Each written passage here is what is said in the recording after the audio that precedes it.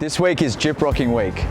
It pretty much goes from what looks like a construction site, and in the blink of an eye, the walls are sheeted, everything's taken place, and we're dealing with finished product. So all of a sudden, we're careful around site, we're not dinging walls, services are in, insulation's in. We're off and running now, on track to get timber flooring down, which leads straight to kitchen. It's a busy week. It's a week where all of a sudden there's, no more guesswork. You've got to make sure everything's been done, all your setouts right, all of your rough-ins right, lots of checking's been done, because now it's in the wall, it's in the wall. It's not fun getting it out. So as we go through site today, we'll see doors and windows starting to take shape, how they line up together. Today we've got our guys working on, bringing the old floor back to life. So using the recycled cowrie that we pulled up at the start of the job, that's being used to infill the gaps in the hallway transition to the old floor. We've also got one of the decorative windows going out. Very cool how these came from acacia. And then myself and Nick, we're in the office today, checking off a few joinery and stone items, just making sure they're on track. And we're in for a big month, a really big month. So this week all the way through to completion is busy. Luckily I had that week or two rest during timber framing. It's nice to switch off then, because now we're switched on and getting stuck into it. Yeah, I'm putting in a few bricks above a new lintel that we've installed for this doorway. Changed the orientation of the house. There was a door there, it's been bricked up. New door here, leading into the new hallway.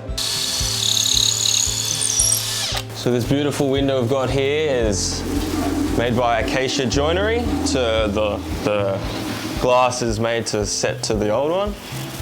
And I'm putting it in now, working with everything else. You got years old posts that I had to plumb and all that. So we just want to try and make it fit in beautifully. I made it flush to the front of this.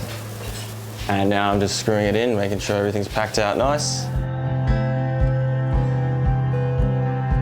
Because it's such an old house, they need to keep the same material, same dimensions, same colors, hopefully same species, just so that if they're going to be doing any renovations, they know in advance if they have to do a floor, that they're going to have the right material to do it. So some of them they were able to reclaim, like when they demolished the other rooms, they called reclaiming or salvaged the pieces as best they could. The old existing stuff, you get like the variables of age, like you have hardwood floors, but you have nails like that were able to rust. Some of them break free.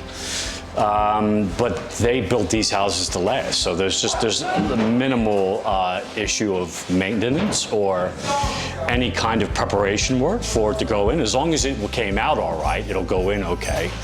And just sometimes the floors themselves might be a bit wavy because after time, things settle. So the preparation work right there might be just to raise the floor so that they're nice and level, that when you go to put the new stuff in, you don't have waves in your boards as you do the floor.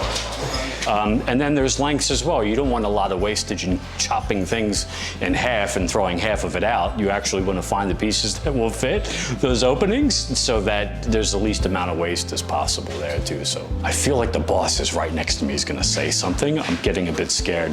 He's saying the right. Yesterday, he asked me if I wanted to see his toolbox. I was not going to come in the next day. I just didn't know what he meant by that.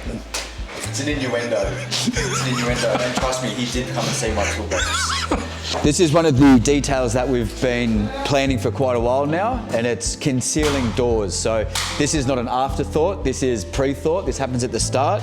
You can see our Centaur retractable fly screen has a big frame, and then you can see how we conceal it. So everything here looks like it's part of the wall, and all the doors just come out of the wall. So the gyprockers are just sheeting this in now, and you lose the frame, everything's recessed. It's a really neat, really neat little detail. So every conversation that we have with the owners has to be recorded. So basically keeping minutes for a meeting. We've had the chat with the owners this morning. First thing we need to do is put all that into, bullet points, I guess, and send it off to the owner so it's tracked. So we've got our notes that we took throughout the meeting and sending it out. So it's a critical part because, conversations get lost or miscommunicated. This makes sure that everything's tracked. So yeah, I'm just going to run through the list with Nick, and Nick will start putting it together. That's it. What is this? What have we got today? Look, we are supporting local businesses by ordering our coffee and food for Smoko via Uber Eats, supporting the local delivery drivers, as well as today this is from the Early Bird Cafe on Ramsey Street, and one of our favourites. So one of the usuals. So I'm working on the door locks. This is the sliding door at the back of the house, lockable from the inside, but there's also a handle, flush handle to help you slide the doors. The components that I put in the side have to sit flush so that as it passes the other doors, it doesn't get lost or catch the seal. Once this is in, I can put the sort of the striker on the other side, and we can lock the site, which is a big stage, to make sure that everything inside is safe, and we can be watertight and move on to the joinery and the flooring and all of the fun stuff. So talking more about doors again, yesterday I went through and installed all of the door hardware for our internal doors. You can probably see that it's missing because we want to wait for the painters to come through, and they are messy. To ask them to cut around all of our strikers or hinges is too much. So I put it all in, I make sure that it locks and works beautifully, then I take it all out, pack it away, and on top of that as well, you can probably see my hinges here. I've put some temporary screws in, so that if the painter comes along and wants to try and take it out, he's not going to damage the finished product. You know, the coloured screws, the brass screws that come with the hinges, they don't get touched until the final install. So that's a wrap for this week. We completed plasterboard. All the walls and ceilings have been set. We're getting through detailed carpentry. We were hammered a little bit by weather this week, which is a bit of a shame, and then we caught up on that towards the end. So all the trays that were washed out, stacked towards the end of the week, which have put us in good stead going into next week, where our main focus is undercoat paint and doing all of our prep work. We start that next week in order to get our floors down the following week, so all pre-finished floorboards go down. And then we're on track, so we're on track still, which is really good. So yeah, just keep plugging away.